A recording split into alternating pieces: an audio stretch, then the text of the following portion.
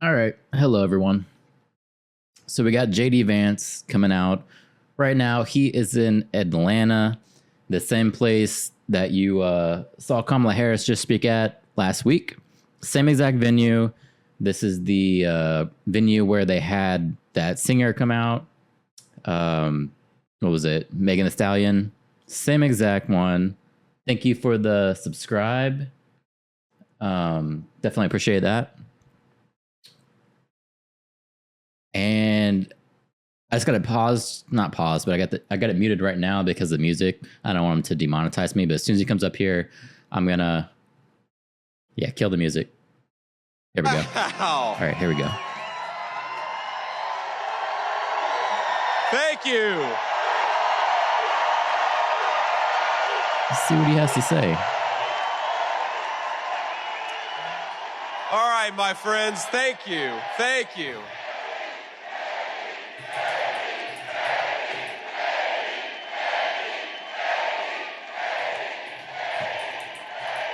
All right. Well, it is great to be in Atlanta. Hello, Georgia.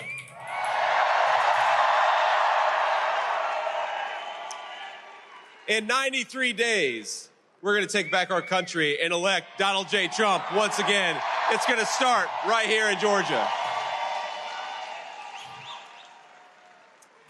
Now, let's recap the last month in political history. We have to remember, just over a month ago, President Trump wiped the floor with Joe Biden on that debate stage, exposing a massive cover-up.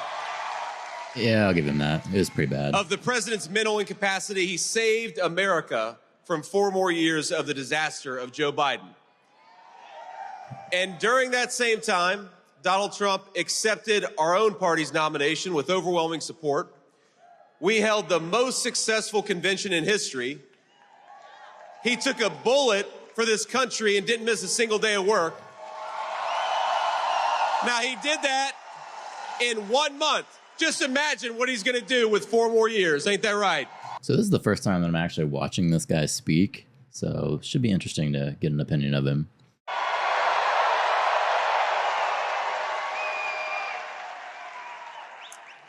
Now, after covering up Joe Biden's incompetence for the last 3.5 years, our friends in the media are at it again.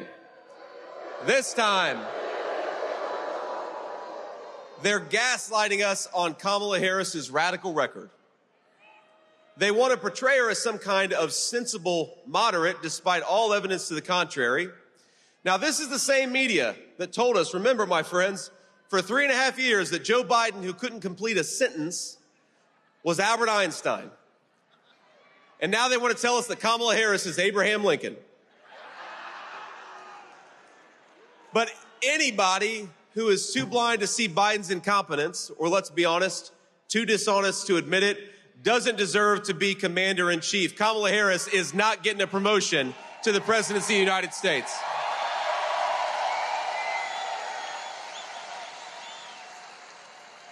Notice they have "you're fired" signs. That's witty, I guess. Now, the Democrat Party bosses would like to install her as their new nominee and as the next president, but remember, she has not received a single vote for president. Let's actually give Democrat primary voters some credit, because in their primary in 2020, Kamala Harris was so unpopular, she didn't even make it to the first vote being cast. She wasn't in the top 3 in her home state of California.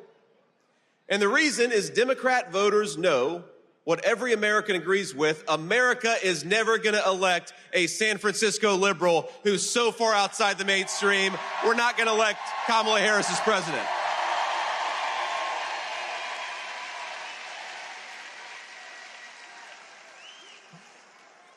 Now, let us count the ways of the disastrous policies of Kamala Harris. 500,000 kids. I was at the border just a couple of days ago. 500,000 kids have been trafficked by the drug cartels because of her policies. She was the border czar. The media lies to you, but she was. Hardworking Americans cannot afford groceries because of her policies. gas and energy are through the roof because of her policies. Housing prices are out of control because of her policies. You cannot let in 20 million illegal aliens to compete with Americans for scarce housing and then raise interest rates, which is exactly what Kamala Harris has done. And people right here in Georgia and all across the country have suffered because of it. Now, the media calls her a moderate, but there's nothing the fake news loves more than a fact check. So let's do a fact check. Kamala Harris was the most liberal United States senator during her entire time in public service. As America's border czar, Kamala Harris unleashed the worst border crisis in American history. 10 million illegal aliens have invaded this country. The total, that's what they say, that's the official number, it's probably more than that. Biden and Harris, on day one, they suspended deportations. They stopped building the border wall. I saw it just a couple days ago. It's sitting there on the ground, ready to be finished, but Kamala Harris won't let them. Yeah, he was there. They reinstated catch and release. Then they proposed amnesty for millions of illegal aliens. Kamala Harris turned Border Patrol into a travel agency for the worst criminals and terrorists all over the world. Now, we have a different message, President Trump and I do. If you're in this country illegally, start packing your bags. You go home in 6 months. All right, now. He said, go on and get out now.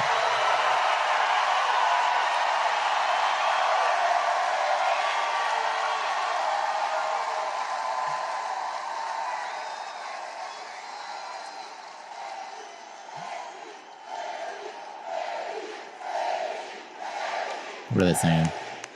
JD? But we're not done yet. The border isn't the only thing Kamala Harris has wrecked during her time in office. In 2021, she was the tie-breaking vote on $2 trillion of reckless spending that juiced this inflation crisis and sent a lot of money to China. Well, I don't think we should send money to China. I think we ought to keep it right here at home.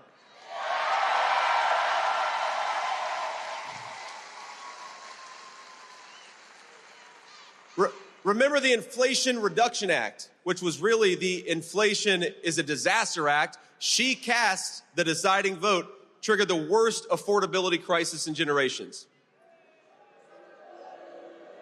And at the same time, she said that high gas prices were, quote, the price to pay for democracy. A woman who's never earned a vote for President of the United States. That's the price for democracy.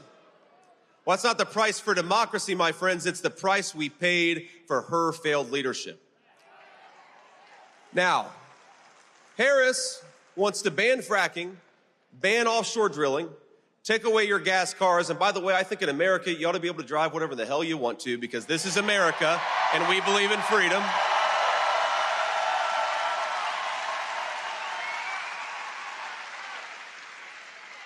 She wants to take away your gas stoves. She even wants to take away your ability to eat red meat. That's how out there she is. That's real. The fake news will fact check it. They'll fact check it true. She actually said that.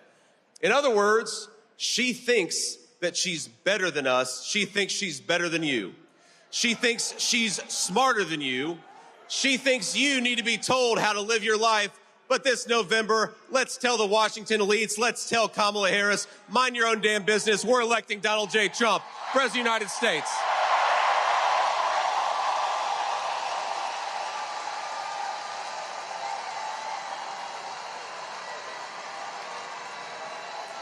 All right. Now, USA. Hello to everyone that just joined. We just got JD Vance out here. He's going to introduce Trump. Now, every time the Democrats attack us and attack our movement, they can't help but tell on themselves. They reveal how much they hate the American people. Now, remember this. Remember, Barack Obama said we cling to God and guns. Remember that? Hillary Clinton called us deplorables. And now Kamala Harris says we're weird. Well, Kamala, I'm glad you brought that up. Let's talk about some things that are weird. Oof, this is gonna get dirty.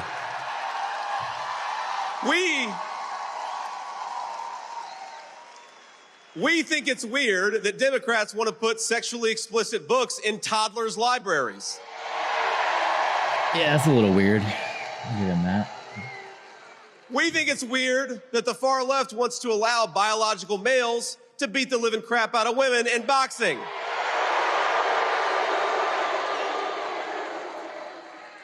We think it's weird for a presidential candidate to bail convicted rapists and murderers out of prison, and that's what Kamala Harris did. All right. And I think it's especially weird when Kamala Harris comes to Atlanta, I believe came here to this arena. Kamala Harris comes to Atlanta and talks with a fake Southern accent, even though she grew up in Canada. You can't make it up. That's pretty weird. That was weird.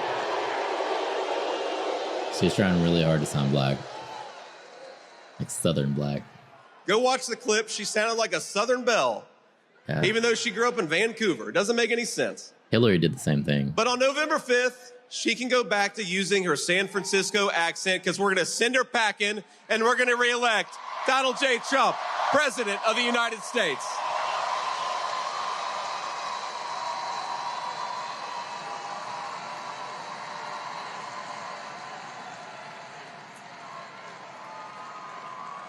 Now, we can handle the made-up attacks by Democrats and by the media because we're used to it by now. But here's something I can't stomach about Kamala Harris. It's when she has the nerve to question our loyalty to this country. And she does. Well, here's what President Trump and I believe about loyalty. Loyalty to this country is closing our border, not opening it up. Loyalty is making life more affordable, not causing inflation because you can't stop sending money like a drunken sailor. Loyalty is safeguarding Medicare for American citizens, not bankrupting it by sending it to illegal aliens, which is what she wants to do. Loyalty is protecting Laken Riley, not allowing an illegal immigrant to take her life. Loyalty is serving in the United States Marine Corps, something I am proud to have done. Okay. Loyalty is taking a bullet for this country, something Donald J. Trump did. Kamala Harris, if you want to see the face of disloyalty, look in the damn mirror. All right. There you have it.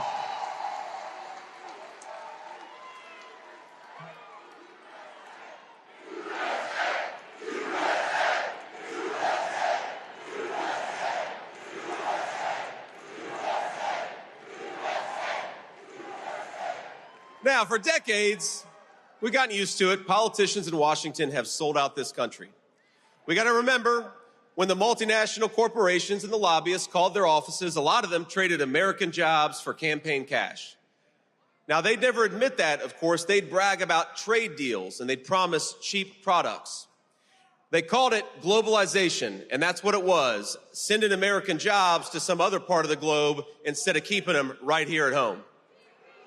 And if it's up, my friends, if it's up to Kamala Harris, it's going to keep on happening. Let's remember her record.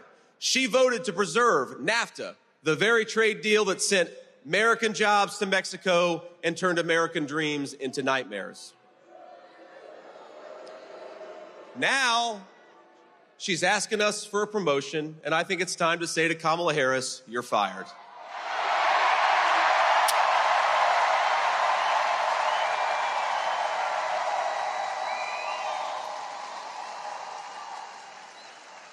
The American dream is dying under Kamala Harris.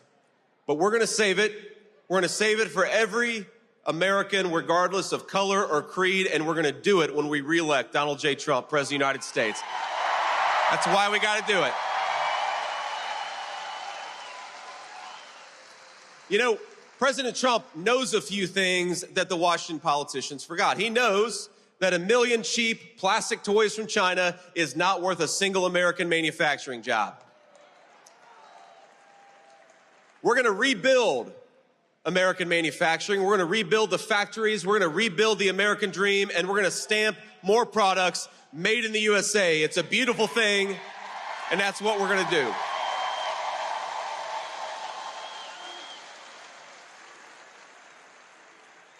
Now, I've seen the consequences of electing failed politicians like Kamala Harris. I've seen it in my own hometown, because more often than not, it's the people the Bible calls the least of these that suffer the most when Kamala Harris doesn't do her job. They like to say they're for the little guy, but it's the little guy who hurts the most when Kamala Harris fails. Now, a lot of you know my story. You know how I grew up. I was raised by a strong woman, a Christian grandmother who loved the Lord, but also loved the F word. Ladies and gentlemen, she was a study in contrast. I think there are a few out here just like it. Now people ask me, how is it that you were able to grow up in a poor family, grow up in a family that was struggling, had a lot of chaos and a lot of trouble? And the answer is because, one, this is the greatest country in the world and the American dream is still possible. Democrats don't like that. That's for sure. The second answer is because I had a mamaw who was tough as nails, and she kept me on the right path. Now, I could tell you a lot of stories. Oh, they're going to shout. Mamaw. I could tell you a lot of stories. One of my favorite mamaw stories is when I enlisted in the U.S. Marine Corps. She was very proud of me, of course, but it was a time of war, and mamaw was not happy that a recruiter had persuaded me to enlist in the Marines. So I remember he came over to our house and started to walk up the steps to her porch, and she said, "Look, if you step one more foot on my porch, I'm going to blow that thing off." And she had 19 handguns at home, so that was not an idle threat. But that strength and that discipline allowed me to achieve my dreams, and things worked out for me because we love our country. It's a great country, and because there are women like Mamaw all over this country making sure kids are able to achieve their dreams. Thank you.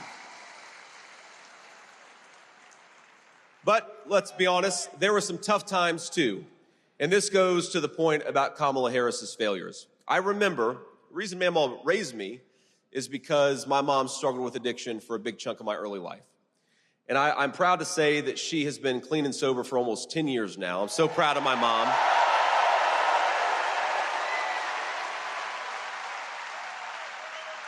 Thank you. And for all those struggling with this terrible problem of addiction, no, there is hope and there is recovery.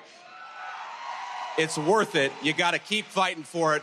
But we support you and we support your dreams for second chances. But it wasn't always that good. Didn't always think that I would get a second chance with my mom. I remember being a kid, waiting at the bedside of my mom, angry that she had taken something she shouldn't have taken, and just praying to God, even though I was so mad, praying to God, please, Jesus, just let her wake up. Don't let this thing be the thing that took her life.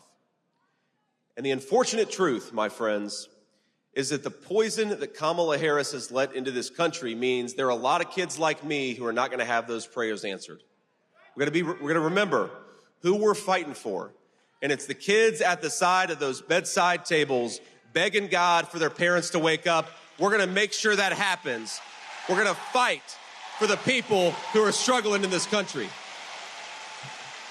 That got intense.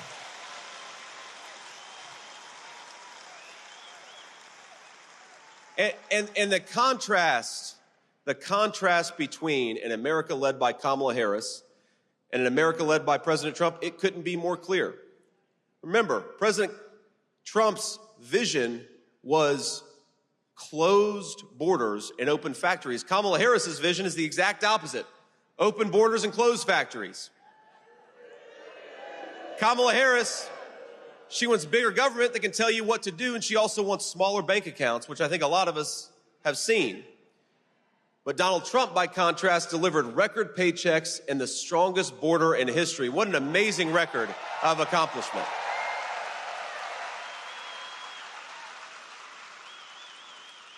Kamala Harris wants to ban fracking and buy energy from every tin-pot dictator all over the world. Donald Trump wants to drill, baby, drill. Let's get it from our own workers and our own territory.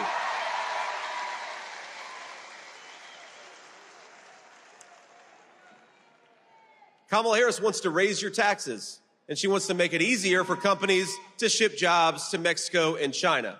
Donald Trump wants to lower taxes for hardworking families. In fact, he already did it, and we want to reward companies that hire American and buy American. It's all about protecting the workers of this country.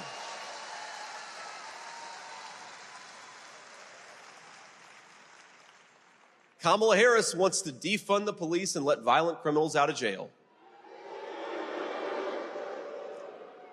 Donald Trump wants to lock up the bad guys and back the blue, and he did it for 4 years. He's going to do it again.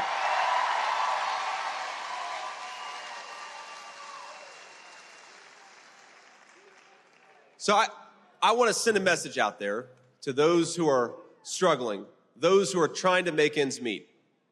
If you're scraping by instead of thriving, I know what that feels like. I know what it's like to choose between paying off the credit card or buying groceries. I know what it's like to watch families fall apart under financial stress. I know what it's like to worry that a parent will never kick that habit, and I know what it's like to worry that that habit is going to eventually claim their lives. But I also know that our national motto is "In God We Trust," and God tells us not to despair, but to hope. Hope.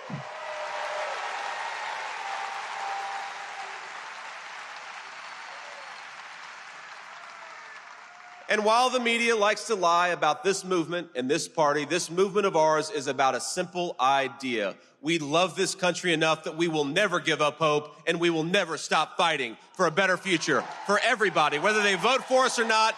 If you're an American citizen, we love you, and we're going to fight for you. They actually gave him some time to talk. Now, we know that in this election, the best way to give our people hope for the future is to re-elect the guy who already did it and did it very well, Donald J. Trump, the once and future president of the United States.